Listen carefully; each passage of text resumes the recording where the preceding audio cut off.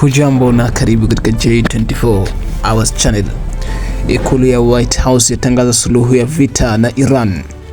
Rais wa Marekani Donald Trump ametangaza rasmi kuwa Marekani imefikia makubaliano makubwa ya kumaliza vita kati yake na Iran, hatua inayotarajiwa kufungua tena mlango bahari wa Hormuz na kupunguza bei ya mafuta duniani. Hata hivyo, serikali ya Iran imepunguza kasi ya shangwe hizo, kuelezea kuwa bado haijaridhia makubaliano hayo kwa 100%. Akizungumza na waandishi wa habari, Trump alisema, "Tumemaliza vita na Iran na tumekubaliana kuwa hawatakuwa na silaha za nyuklia. Hairuhusiwi kamwe kumiliki silaha za nyuklia na wamekubali hilo," alisema Trump.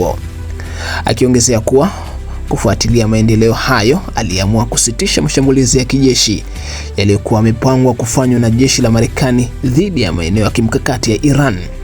Muda mfupi baada ya kauli hiyo ya Trump, serikali ya Iran kupitia wizara yake ya mambo ya nje ilitoa taarifa ya tahadhari ikisema, licha ya kukiri kuwa mazungumzo yamepiga hatua kubwa kupitia nchi wa suluhu kama vile Pakistan na Qatar, Iran imesisitiza kuwa haijafunga rasmi mkataba huo mpaka masharti yao yazingatiwe.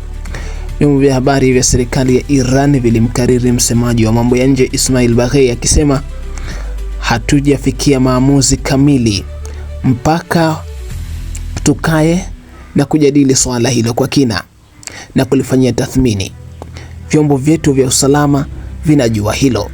Wakati huo, vyombo vya habari vinavyounga mkono jeshi la wanamapinduzi wa Kiislamu IRGC vimeenda mbali zaidi na kukanusha madai ya Donald Trump ya kwamba Iran ndiyo iliyopiga simu kuomba suluhu, wakitaja madai hayo ya Marekani kama ya uongo na propaganda.